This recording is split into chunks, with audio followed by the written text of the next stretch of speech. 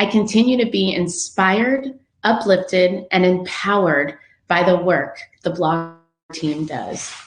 Since my days helping build the social practice at Fleischmann Hillard, I became the first director of digital media at Ralph Lauren, launching the brand across all social media channels.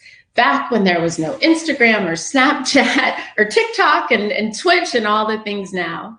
I helped launch their first global influencer program. And following that, I co-founded the first agency to manage bloggers as talent, Digital Brand Architects, that was later sold to UTA. From there, I launched Brain Trust in 2015, a brand management and digital marketing agency, and I was fortunate to have Halle Berry as my first client. A partnership that I still have to this day, launching and running her new health and wellness brand, Respin, that we launched earlier this year in the middle of a global pandemic, something that I definitely should have consulted with Marian on, but it's been good. It's been different to launch a brand in a pandemic and challenging but rewarding. Brain Trust has also grown into an innovative agency working with global brands and talent across the lifestyle and beauty space. Today, I am excited to share space with a globally recognized communicator extraordinaire, Marian Salzman. When I was asked to have a conversation with Marian, I knew I was going to walk away smarter and ultimately more thoughtful in how I communicate and run my own company. Salzman has been dubbed an octane-fueled 100 ideas a minute bunny. She has a brilliant knack for spotting trends before they go mainstream. She's considered one of the world's top trend spotters and is among the most awarded public relations executives. Throughout her career, she has been at the leading edge of the rapid evolution in technology and social change. Nearly 3 decades ago, she co-founded the first online market research company and remains a go-to on trends emerging on the social web.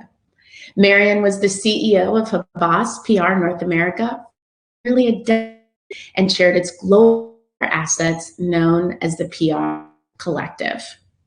Marian also served in the Havas Worldwide General Managers Group as a co-chair for the company's first international steering committee, which helped her be recognized as PR Week's PR Professional of the Year. Prior to Havas, she was the Chief Marketing Officer at both Porter Novelli and JWT Worldwide. Among other advertising and PR initiative accolades, she's been listed in PR Week's Global Power Book and the Holmes Report Top Innovators list. She was also included among Business Insider's 25 most powerful PR people. Not a small feat at all.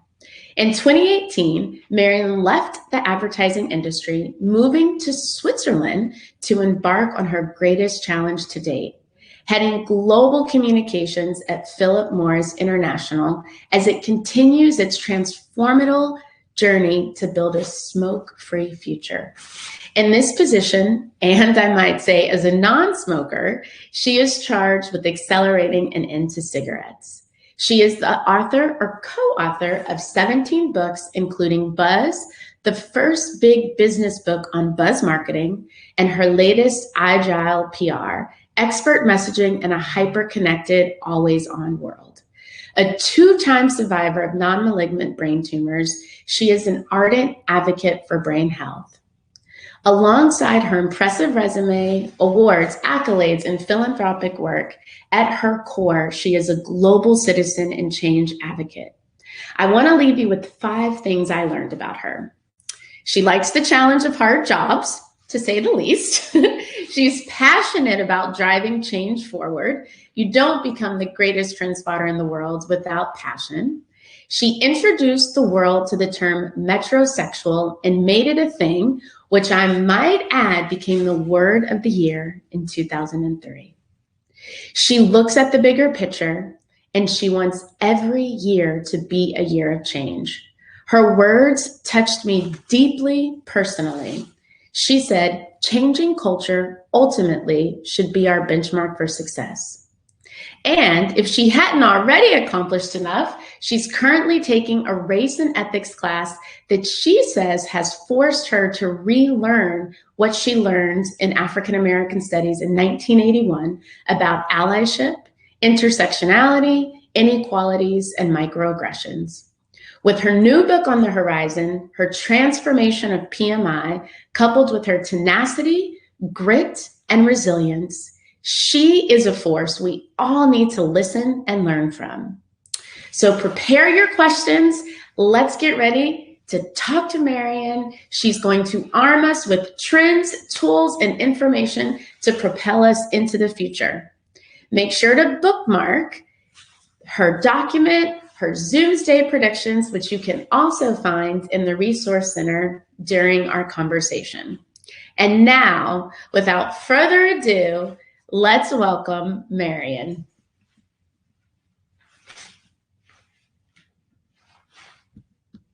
Hi, I'm waiting to see you.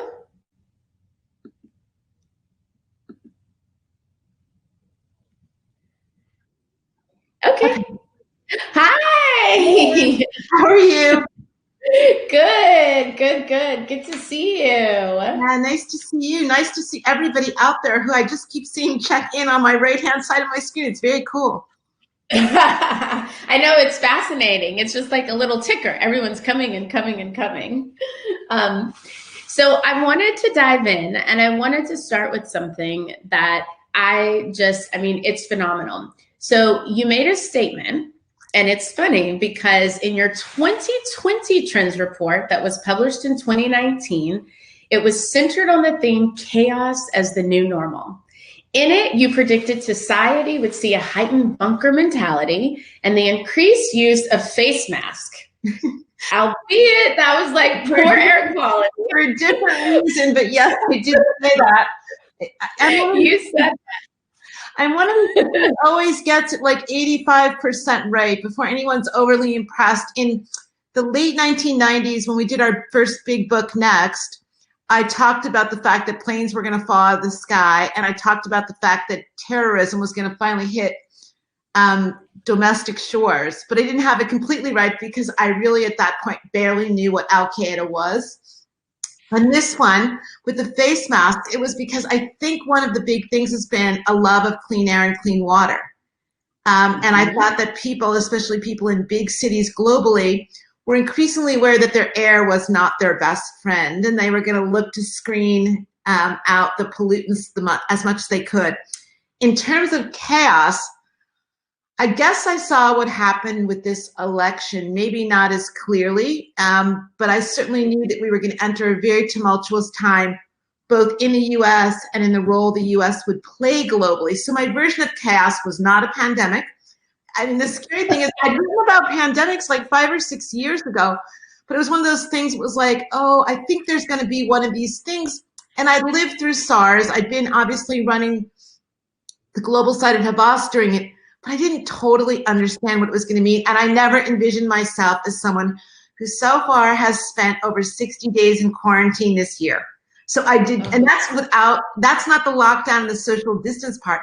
That's simply because I'm American living in Switzerland. I've come home, I had to go back, I've come home.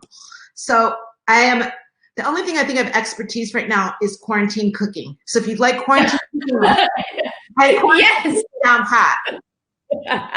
Absolutely. I think everyone was running to buy yeast. There was like a shortage of yeast and everybody was baking, and so we'll look for your next trends in cooking and how that's impacting families. Exactly.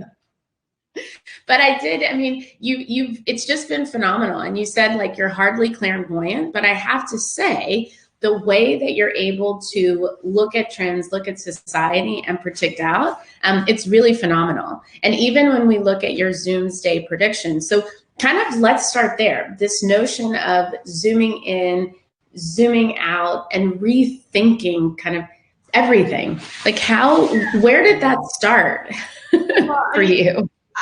I've been talking about hyperlocal for absolutely forever. I mean, back in the late 1990s, I was living in Amsterdam in the Netherlands, and I began to notice that McDonald's around the world would do really well when they hyper-localized the menu. So in Holland, we were eating croquettes, which are basically this Dutch, floury, delicious, you probably don't want to know what's in it, but it's totally delicious, and you would have your macro cat. I was in Scandinavia, you'd have this salmon burger. I would go around the world, and McDonald's began to thrive whenever it adopted the local nuance. And then I began to even decode, well, wait, hang on. When I eat McDonald's in New York, it's just ketchup. When I go into New England, it's ketchup with mustard. When I go home to the Southwest, it's ketchup with a barbecue, with a tangy, peppery barbecue.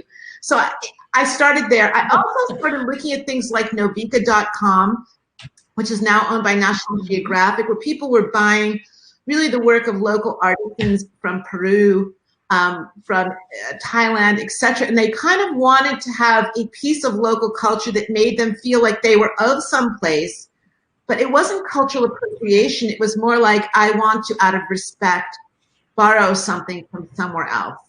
And so hyperlocal has been very much part of my thing. When we got to this pandemic, hyperlocal means something completely different. It means I am going to make a difference in my most narrow of community. I'm going to help out the people who are on the front line in my community. I'm going to help out other parents who are trying to teach their kids from home. I'm going to help out in any way I can in a place where I need to feel deeply embedded, because this is my home. Because suddenly home is something completely different. It's your office. It's where you take care of your seniors. It's where you take care of your kids. It's where you do your work. Home took on these whole different meanings. So the idea of zooming in very narrow, at the same time, we need to zoom out and understand what's happening in this whole big world, because no one of us can function or feel good without much more respect for an integration into the whole planet.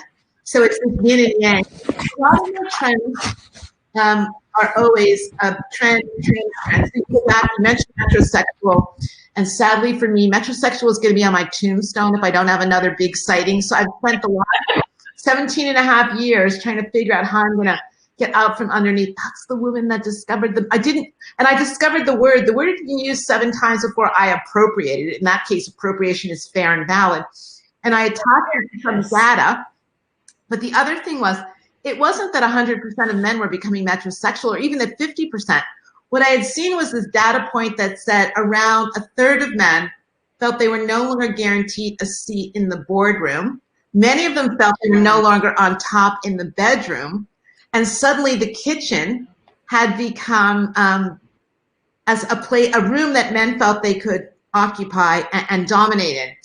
There were a few other data points. Men felt that they had a little bit of envy of their gay male friends who would be much more likely to be taken in confidences by females. And so I just put it all together, and I sort of spun it out, and we took it to the first the Telegraph in London, and then to the New York Times. And then I sat back, and I was working on our buzz book at that point, and I wanted to see how you could buzz something around the world. And the agency had given me a budget of around $250,000 to prove out my theory. And I was only able to spend $68,000 on the whole thing because, and that included the research we did to start it off, because when you have a trend that's really great and you have an insight and you merchandise it by teasing it out and then amplifying it slowly, the trend takes off. It doesn't need your stewardship. And in fact, one thing I think a lot of people make a mistake with, myself included a lot of times, if you try to micromanage a trend, it's going to blow up in your face. You've got to let it grow organically. You've got to let it mutate. And that's that whole zoom out, because you can't control the universe. You can barely, I can barely control what happens in my own home office, because a dog will Exactly. My husband will walk in and say, the phone's ringing. Well, hello, I'm on an alternative phone. Like, what do you want me to do? And so I think you live in this world of zoom in and zoom out, and you've got to balance both. And I think that's the struggle so many of us have been through this year, is managing your hyperlocal with all this angst we have about what's happening, because this has been a seismic year. You mentioned, I'm just finishing up. In fact, I submitted my final exam last night. for my Yay! I'm so proud of mine. It's the most wonderful thing I did. I took 5 African-American studies classes when I was at Brown. I was a sociology major. I thought I really understood the state of play of race, but hello, 40 years have passed, and I started taking this class in August, and my mind was blown because I felt like everything I learned in school was through one lens. And now we opened up, and like I didn't even have a chance in the beginning to process. Oh my God, I've seen microaggressions. I've probably been a microaggressor without realizing. I had no understanding of the role of allies. And so all this stuff is bubbling up this year, and we're having to learn both a whole new language, but more importantly, a whole new sensibility, because we've got to let the outside in. We can no longer believe that just because we're, quote, a good person, that good things are going to happen to other people. Because you've got the years of being able to passively participate in social change have passed. This is such a polarized world today that either you've got to speak up and do something, or you're not going to be part of any kind of solution. And I think that's a big learning for a lot of us that could coincide by believing the right thing and thinking you were a good person because you believed it. And now we have to do something about it. Well, and you have to take action. I mean, I think it comes through everything that you've said. You love education. And I think that in order to really understand and to move forward and take action, you have to educate yourself. I mean, I love what you're talking about in terms of cultural appropriation. I think I hear it in so many of my circles with like Black female professional executives, and then I hear it on the other side of my life. And it's really interesting that you have to understand the nuance of race. And even you talk about 40 years, how far we've come, having to relearn. And you are a worldly person. Like, you have traveled, you've done so much. And so for you to say that you've learned new things, or how you relook at microaggressions, I think that that's a lesson for all of us, that we have to take a second, we have to educate, and more importantly, we have to take action.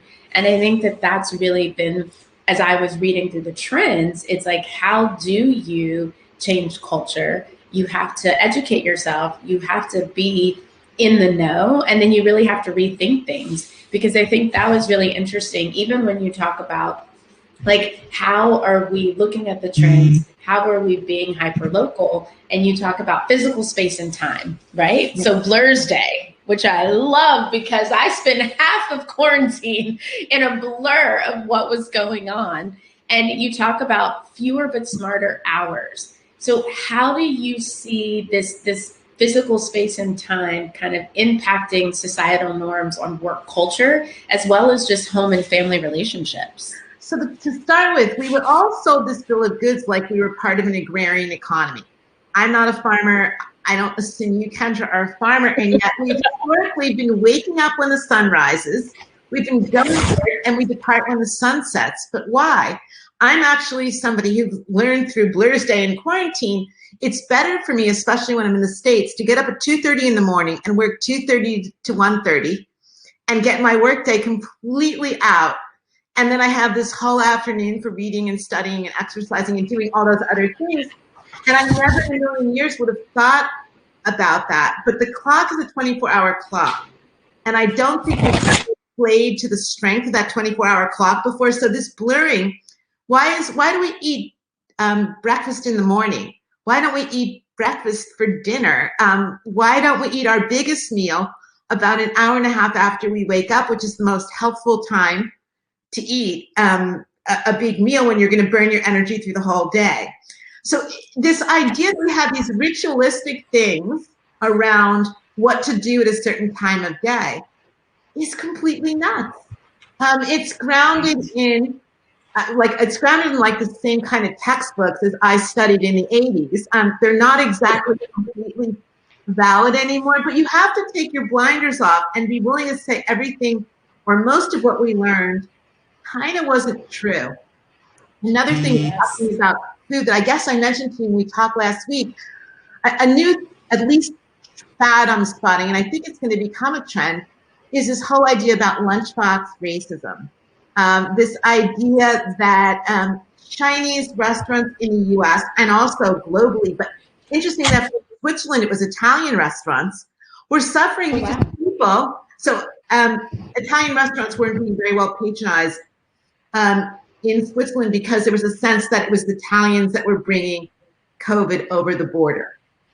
In the US, we were, thanks to our president, we were referring to this as something that had developed in Wuhan, China. And so you saw people absolutely staying away, and then Americans aren't very good at geography, so let's just put the whole Asian. Oh, yes. It's like it's not even just Chinese. Chinese suffered the most, but you have this idea that we are asking ourselves questions like, where do we get these ideas from? Yes. What is the genesis of these things? So I'm a pattern recognition person. I'm looking to always figure out what's happening.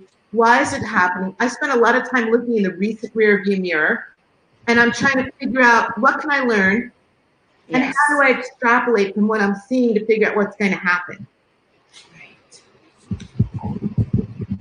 And I think that like even the extrapolation, that's the key, right? So we can walk through life and we can read things and we can see things, but we have to absorb it. And I literally, like, I'm writing like pattern recognition, because that's how you extrapolate. That's how you actually deepen yourself and understand. Because if you're walking through and you're seeing things, but you're not absorbing it and you're not taking it in, and then you're not translating that into new ideas, then that's how we get stuck.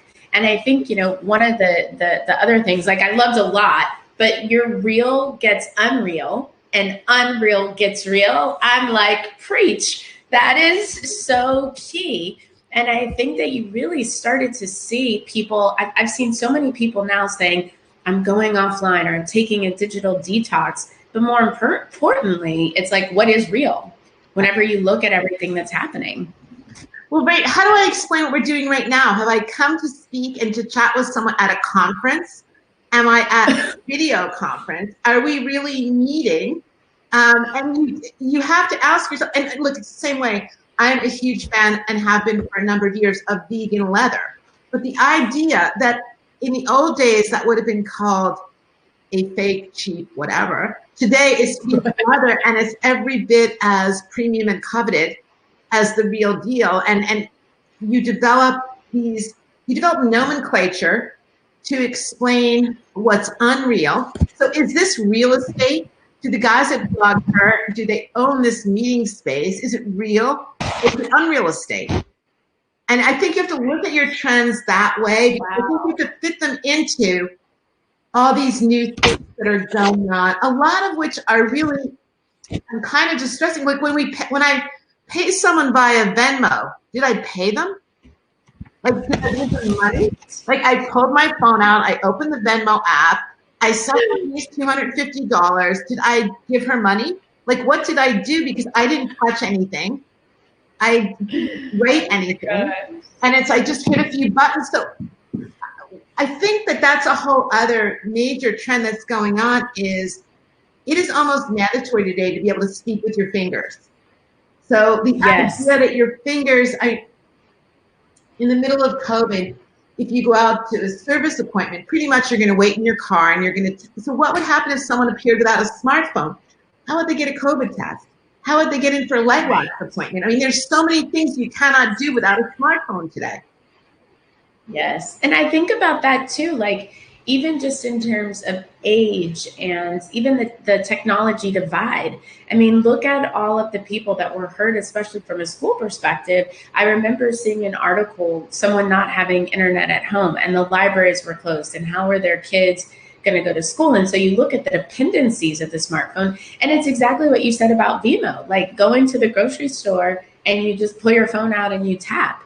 And it's like, what just happened and what's the commonality in that, and how do we separate? No, you really did spend $250. Like, it's gonna hit your account. It was easy, but you really did spend that. And so I think that it really is, and you've talked a lot about technology and looking at third world countries that have now gone to first world countries, and how that impacts, you know, especially in the US, we get so caught up in our bubble of what's happening and what's real. But you've talked about that, and even the trends that you were predicting, but then to see these countries evolve and change How does that also fit into your Zoomsday predictions? So I think there's something really interesting also that I think as Americans for a very long time, we thought that globalization, modernization, Westernization, and Americanization were the same word. And as someone who's like exceedingly well-traveled because of my occupation, I remember the first time I went to modern day Poland, probably about 15 years ago, and I realized my phone and my supplier wasn't nearly as fast as what you could do because Poland had leapfrogged that whole landline, the landline plus one kind of derivative. And they had just, so everybody in Poland is talking with their thumbs on what we in those days we'd call SMS, short messages. And I was still like, oh, I don't really do that. Can I send you an email? No, get with it.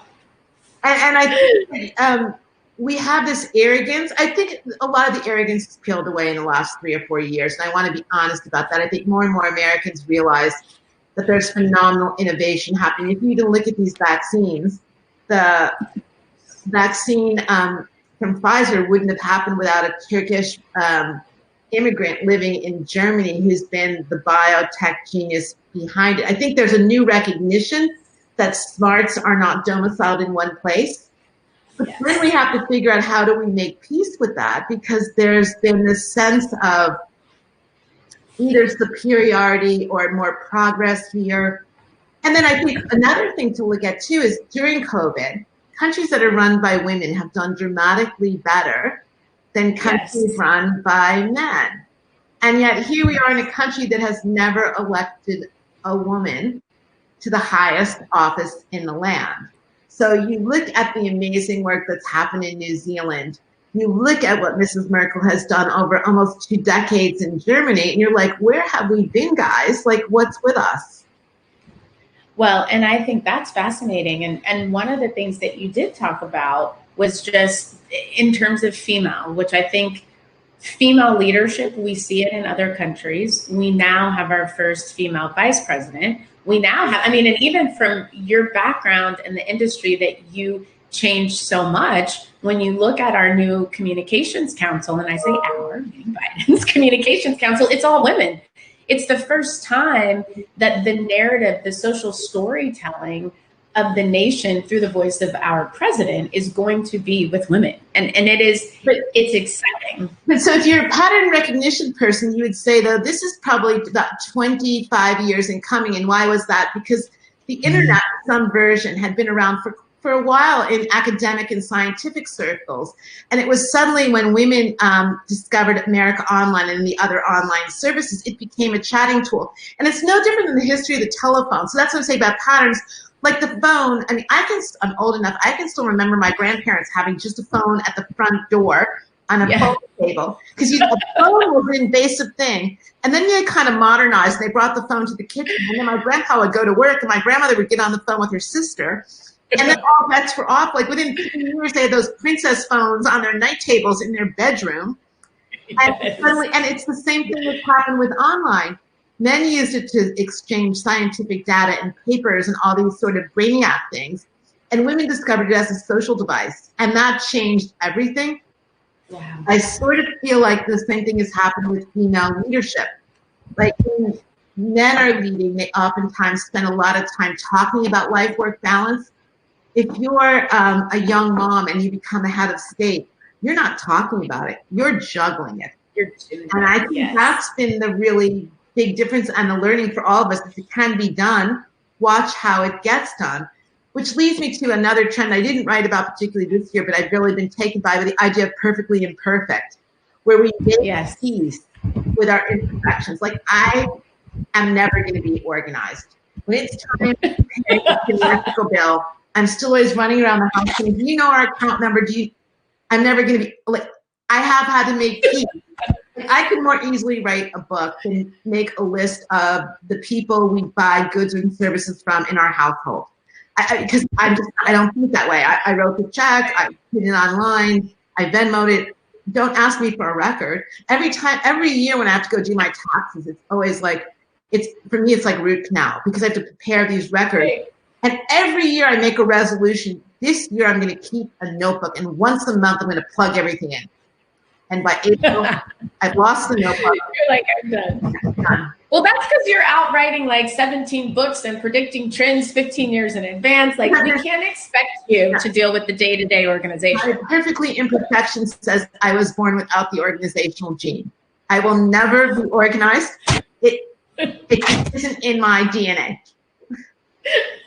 Well, and let's talk about something interesting too when we think about perfectly imperfections. And one of the trends that you mentioned is the day of the drones and droids.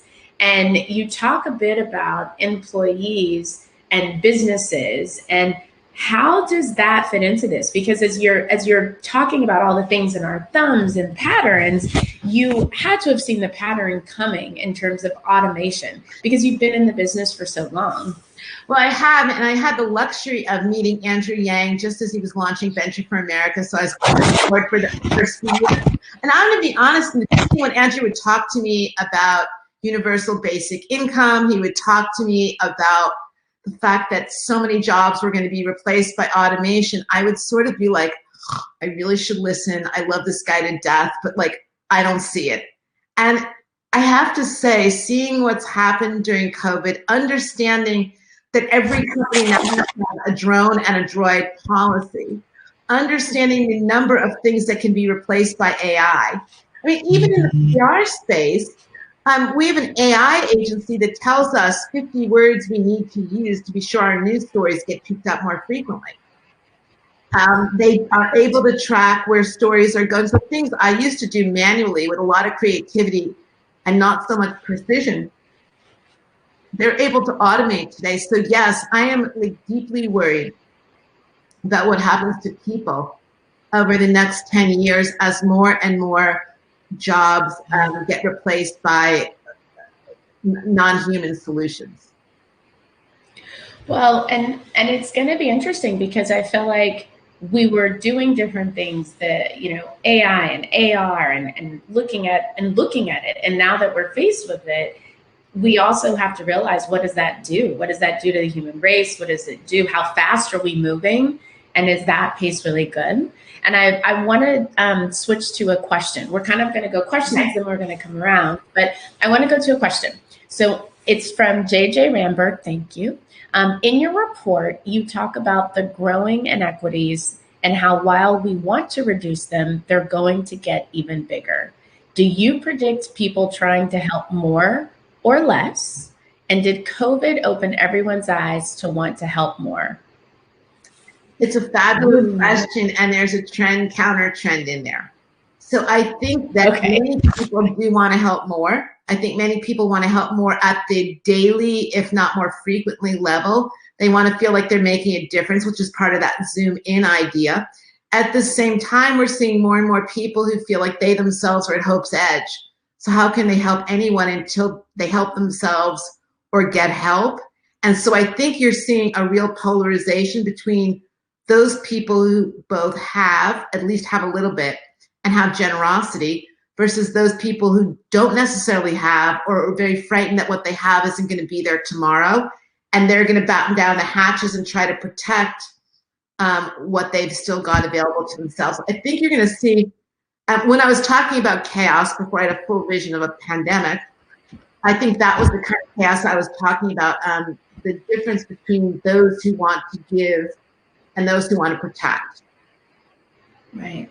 Well, and I think too, because the second part of her question was, will it make people want to hold on tighter to their privilege? So when you talk about the people giving and the people protecting and what that does, I mean, oh my gosh, when you talk about metrosexuality and the thing that you said about men feeling like they were losing their place in the boardroom and in the bedroom, and then you couple that with holding on to your privilege, I mean, it's fascinating. You've hit on something which I always say, which is, I don't know if there could have been MAGA if there hadn't been Metrosexual Man, because Metrosexual Man led us to things like Joe the Plumber, which led us to, the bloated white man sitting on the couch feeling like he'd been rendered more impotent by both women taking his job, people of color taking his job. Some of the anger that's fermented, a lot of that lies in another kind of man being able to break out of that box, admit his emotional side, But the crossover of women into male jobs have left men competing. And I think 2008 was a real man session. So while this current problem economically has hit both men and women, I think women have been hit harder this time because they're juggling their duties at home with whatever their source of income is. And the numbers don't actually support so much what I'm saying, but I really believe that. But the man session was very real in 2008. It was guy jobs that started to disappear. Some of the service sector jobs that women didn't disappear. In the allied health trade, those jobs grew. Women were able to secure those jobs. So look, I think that gender relations are not something to sit back and assume we have it figured out. And also, I think we have to remember just how long 40 years is, but how quick 40 years is. In my class in school, I couldn't apply to Harvard College. I had to apply to Radcliffe. I didn't get in, but I had to apply to Radcliffe. I went to Brown. It was only 6 years co-ed. I studied sociology. There was not a single female tenured faculty member at Brown in the 5 social sciences department when I was there. It's not that long ago. And I think we forget how much has changed. Yes. And I think that we forget the patterns that people knew, because people also live off of patterns. If I did this yesterday, I'm going to do it the same way today unless something seismic gets me to change. Right. And I think COVID's been that seismic thing. So people who are oriented towards being more charitable, more giving, more community-minded are probably giving more. They probably have less right now because of what's happening, but they're giving more. People who are about me are probably even more me-focused right now.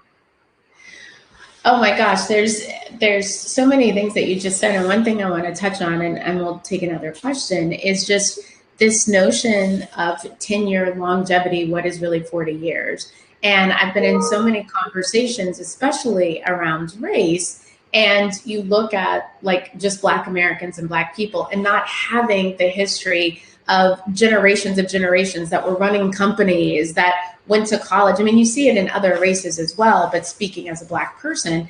And so you didn't have the generations of evolution in seeing that the same way. And I hadn't even, about it from that perspective, but the same way when you talk about tenure, like there hadn't been a woman because there hadn't even been room to have that. So when you think about the next 40 years and seeing people in new positions, seeing women rise, seeing people of all races, we're going to now start to have that generational understanding of what equality looks like, and especially around race relations. So it's phenomenal. As you were talking, I was like, oh, that really triggered it. No, it's gender, it's race, it's also disability. It goes back to that citing around perfectly imperfect. We always assumed that if you were going to rise to the top of something, you needed to be perfect.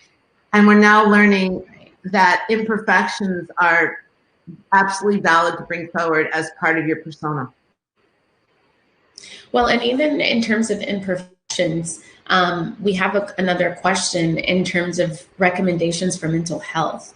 And I think you talk about that even when you look at redefining what's essential, redefining why people are moving into different neighborhoods. And you said, like, people may be going into smaller cities or rural areas, but they're looking for what type of hospital is there, what type of education.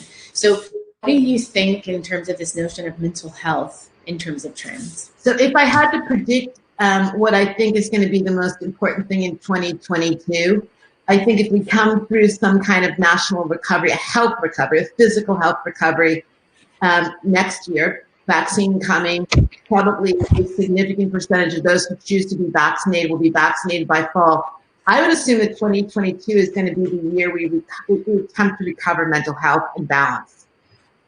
I think that look what happened with Tony Tsai, and now it's all over the media. Here's someone that basically had it all. He created this company. He created this myth of perfection, this aura of happiness, and now we're starting to read about his unraveling. And what I'm really pleased by is I don't hear people judging it. I hear people feeling this great heart and step in and recognize that he had a mental health issue going on, that there was a form of disassociation. And I think we're going to see a lot more energy put into mental health. I mean, if cancer was the first moonshot, and if pandemic vaccines are the second, I think it's going to be mental health. And I think we are going to understand just what a mess we've made of mental health. Because it's going to be like an onion. When we peel back the second layer of the skin, I think we're going to discover, oh God, this whole onion is rancid. We have to really rethink this. Well, and I feel like even I've heard more people kind of use mental health. Like I've never heard so many people in my day-to-day talk about their mental health. And so on one hand, it's become, you can talk about it while there's still a stigma around certain phases of mental health. But then you also have, I think, we're going to have to negotiate between mental health and mental health in terms of what it's going to be. Well, there's mental health as an expression of your own narcissism, which is one kind of mental health. Like, oh my God, I'm losing it because I'm so important. And but then there's really genuine mental health of I'm suffering from anxiety, I'm suffering from depression, I'm suffering from an insomnia that manifests itself in I can't function the next day. And even worse than that, I think that neurodisabilities are going to become more and more important in the workplace. And I think all of us as employers are going to have to think, how do you create an environment, a work environment, where people with neurodiversity are not only welcome, but they're embraced. And I think we become so open in the US more than other places about talking about what's wrong with us. And I think we're going to really have to teach people how to focus on what's right. And how do you find that balance? I mean, we don't have a culture in this country of people taking burnout, but like in Europe, it's such a common phenomenon that in many ways, as employers and as owners of our own lives, we would be much more likely to worry that someone was going to burn out or that we ourselves were going to burn out. When here, I think we kind of put it on back burner. That's what high achievement looks like. And I think we're going to push back against that in a big way in 22. Well, and even taking the concept of the burnout and the workforce, we have a question from Anne, which I think ties into it, but more going to the education level. And she's saying, what do you see happening with education due to the surge in virtual learning? As a teacher and a mom with students at home, I see the isolation students are experiencing. So I think we're going to finally get in touch with why we need to zoom into the local community, because even if school isn't where you're going to get your greatest socialization, you're going to recognize that kids need to play with other kids. Kids need to sharpen their social skills and develop empathy. And they do that by empathizing with one another. And I think that is going to be huge. At the same time, I am seeing an incredible, so again, a 2022 observation, an awful lot of colleges and universities are going to disappear. And I think you're going to still see the very high prestige brands thrive. You're going to also see the total resurgence and embrace of the community college, of the affordable or free higher education alternative. You're going to see more and more people collecting stacks of certificates where they learn things that they need to learn in order to either be more productive, feel more productive, feel more empowered, see their curiosity. But I don't think you're going to see people as a rite of passage going to a 4-year college just because. And I think you're going to see as a consequence, a lot of college towns flounder.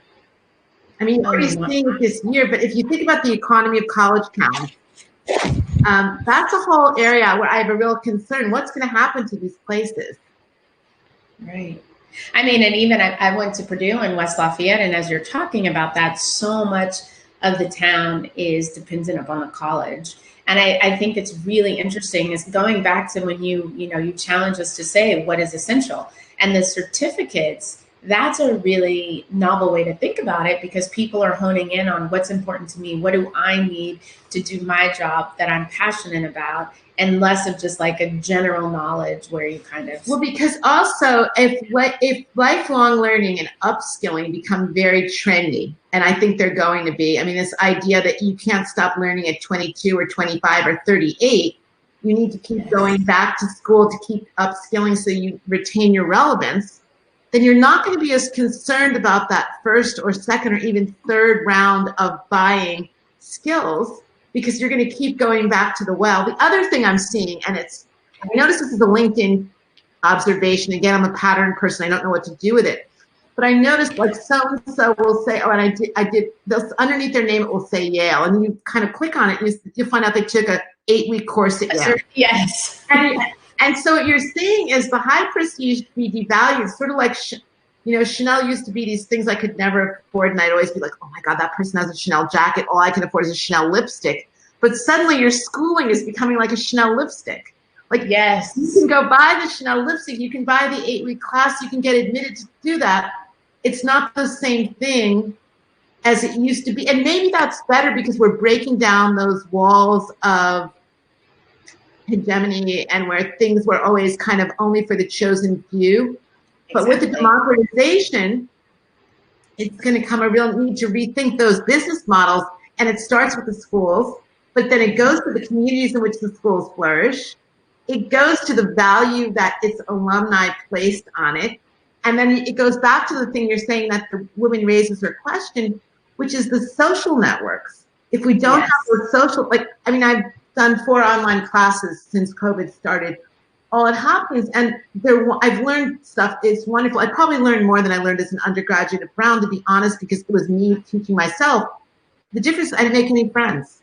And the best thing I got out of my undergraduate university experience are the people I've carried with me for 40 years who provoked me and challenged me and taught me things I wouldn't learn.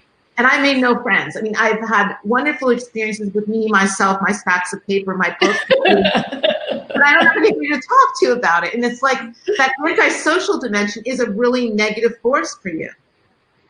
Well, and even so, like the social dimension, and then even how you're just talking about the certificates, one of the questions that came in, and I think that this is overall democratization, right? But one of the questions from Judy is, as a 60-something woman, how do you think all the zooming in and out will impact women as we age? What about retirement? Retirement isn't what it was when our parents left the full-time workforce. Okay, first of all, as a 61-year-old woman, I can tell you that the zooming in and zooming out, I did not wear glasses before COVID started. I would like you to know that Amazon now has to deliver me 3.0s because I graduated from my 2.5s. I had perfect vision when COVID began, and spending anywhere from 8 to 15 hours a day on the screen, even talking to family members this way. I mean, it's not bad enough that I'm doing all my work this way, but I'm communicating, and even worse when I'm too lazy to go to the computer, I'm doing it on a screen this size. Yes. Right. So in one way, we're keeping our minds really young. I mean, when I compare myself to my mother when she was this age, like there's no comparison, the degree to which physical fitness is part of our lives, the degree, but you can't change the clock. And I think that retirement is a different problem. Retirement's an economic problem. And it's also a problem because most of us haven't had the time to nurture the hobbies that our parents' generation had. Right. And most of us have geographically ourselves, so you don't have the family. Like when my parents retired, they lived on the same block for 30 years, so it was neighbors as family. Right. Nothing really changed except for they went from sharing dinners with each other to sharing lunches with each other. You know, their community engagements ramped up because their paying work ramped down. These were all things that were also, they all had pensions of some sort, and they believed in the social security system. I'd say people who are today in their 40s have every reason to challenge how will they fund a retirement. Yes. You see lots of faddish articles in the media about people who are retiring at the age of 37. Well, I'd like to know what they knew that I didn't know. I'd like to figure out how they educated their children and all the things that kind of keep people in the workforce today. But it's funny because I live in Switzerland, and I got there to this job when I took the job when I was 57. I got there when I was 58. And the strangest thing happened when I turned 60, I got a letter from the Swiss government telling me I had 4.5 more years in which to be employed in their country. Wow. As women, if you are Swiss, and I'm on a Swiss contract, so it's a little different. As an American, I have a little bit more rights. But in Switzerland, you would be on your full pension at 64.5 mandatory. At 57, you could take it. The same way you can take Social Security here at 62. But at 64.5, they don't want you in the workforce. You're taking the job of a young person.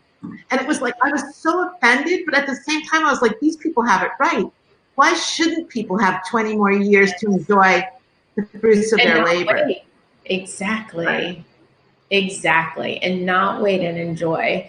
And it also depends on where your passion lies, but being dictated is the problem in terms of that, in my mind. No, no, exactly. But I think what it does is it also opens up who's going to go to school. So I'm trying to understand right now, is the only way to save the expensive education system people who will invest in re-educations when they leave the current full-time workforce? Is that the way they'll go back and have community? Now that requires school to go back to being at least partially in person. I see that coming at the end of this vaccine, but I wanted to say, I don't think this is our last pandemic. I think my gosh. I think that the degree to which illness is commingled with the horrible things we've done to the climate and to the planet and the environment, I don't think we should minimize this. I think this is the first round. It was a very tragic round. I don't think it's the last one. Even people as old as me will see in their lifetime. Well, and you talk about patterns. I mean, if we look at pattern recognition, everything that you're saying is true. Like, it wasn't just SARS and all the things before that and all the plagues. Like, we have to prepare ourselves. You talk about staying battle ready. And like, I think that's a trend we can ignore. And I want to go to a question from Bonnie. Bonnie says, how can we get through to the 40% of the population who is living in an alternative reality and believes Trump was cheated out of the election and who also believe COVID is a hoax? Thank you, Bonnie Fuller. Okay, that's a phenomenal question. I would feel much more optimistic answering it until I watched that debate in Georgia last night and saw how Kelly Loeffler answered the questions. And now I feel like all of the logic and reason I would bring to an answer has been shot down because I realize there's a certain amount of I believe it because I believe it. If I keep repeating it, other people will believe it mentality going on that I cannot fight. So I watched that last night and I left sort of thinking, well, God, I use Botox. I hope my forehead still works, or forehead didn't work. And I was like, oh my God, you can repeat the same 5 things, radical, socialist. I honestly don't know. I mean, I think some of this is going to be the emperor's is going to be discovered for having had no clothes when he's gone, and the fear lifts and some of that, but that 40%, I'm afraid 30% truly, genuinely believe this. Wow. And I just don't know. I think we have to go back and understand, why did people really revere him? Well, one trend for the last 15 years has been anti-intellectualism. Another trend has been the role of celebrity and reality television. Another thing is, as a reality TV character, he conveyed a sense of family, a sense of decisiveness, a toughness, not going to take any, not going to take any fools. And I think in order for that to be unrobed, it is probably the beginning. And I think it's going to be a long journey. I think the new president and vice president have a lot of work to do to try to bring us back together as one country, especially at a time where everybody and everything communicates. So that if you look at any social feed on any of these topics, there'll be thousands of people jumping on both sides, talking over one another like bubbleheads. Yes, talking over each other. I mean, and it's amazing, like, whose voice is louder. And Maggie Q has a question that I think fits right into this. So he says, you previously talked about the increasing polarization of people over things like politics and social issues. How do you reconcile the good that social media has brought to society versus the harm it has done to personal relationships and the way people share ideas, interact? Exactly. I don't believe that social media per se has done harm. I believe people have done harm to one another with social media as their weaponry. Yes. Because we could have done the same harm with the dial tone. We could have done the same harm with printed media in some ways. We could have done the same harm with a loudspeaker going through our neighborhoods. So the problem really is how has society changed. It goes back to the polarization, the them and the us, and the inability to hear. Now, I think that is another piece of it, is we haven't gotten very good at either teaching our children or practicing ourselves good listening skills. It's kind of what you learn in a solid race and ethnicity class right now about allyship. You need to listen to understand, and you're not going to understand the first 3 times you hear. You need to keep listening. Yeah, exactly. I think that is so the thing that's missing, and especially on social, you don't really have to listen because you're so quick to use your thumbs to respond. And I know we're getting close to time. We'll do one more question, and then I'll kind of let you give us some closing thoughts. This is from Tracy. So on the flip side of all technology changes due to COVID and shutdowns, do you see many people returning to a more simplistic lifestyle? That's one of your key trends. I do. And I mean, look, I've been talking about tiny houses for 4 or 5 years. I was obsessed with the simplicity and efficiency and the ability for people to be able to move around as they wish. I'm a little bit less sure that people will go completely small, because I think one of the things we learned because of COVID was the need for a pantry. So I think the pantry is the new most coveted room in the house. But I do think people are going to go for simpler. They're going to go for simpler meals. They're going to go for simpler wardrobe. I mean, look at how all of us are just wearing athleisure. Yeah. And we're kind of, the days of wearing about 4-inch heels and lots of cosmetics, I think, are gone. And it's much more wellness and health over beauty and aesthetics in that way. So yes, I think simplicity is going to reign, but it may be a complicated simplicity. It's a little bit like my vegan leather. So exactly. I want the best stone ground walnuts to put on my skin, even if all I'm going to do is do a skin mask and nothing else. Exactly. I mean, I think that's kind of one of the biggest takeaways here is just like the simplicity. And I think in our last few minutes before we close, one of the things that you kind of endow your Zoomsday report with is time to make peace with uncertainty. I think for all of us, we are seeking to regain some sense of normalcy, some sense of control, whatever that looks like. But, what are your final thoughts in terms of that being the trend that you wrapped up your report with? So I think that we're going to have to make peace because we have no other alternative. If you want to, and you crave some semblance of mental health, you have to at least feel like you are as well equipped to deal with tomorrow as you are to endure today. And so I think that we're going to put a lot of emphasis on teaching our children to have thicker skins. We're going to put a lot of emphasis on figuring out where our safe spaces are. And first, it'll be like a sort of a Maslow thing. You want a safe space, you want a happy space, you want a satiating space. If you just get to happy, you're probably going to make peace that that's good enough. And so I think you're going to see people trading off security for risk. You're going to see them trading off comfort for pleasure. Wow. That's fascinating. That's been my big thing with my daughter is like, you just have to roll with it because we have to make peace with uncertainty. So with that, thank you so much. I mean, you are just brilliant. You're such a giver of information, your time, your ideas, and knowledge. So thank you so much. And thank you everyone for joining.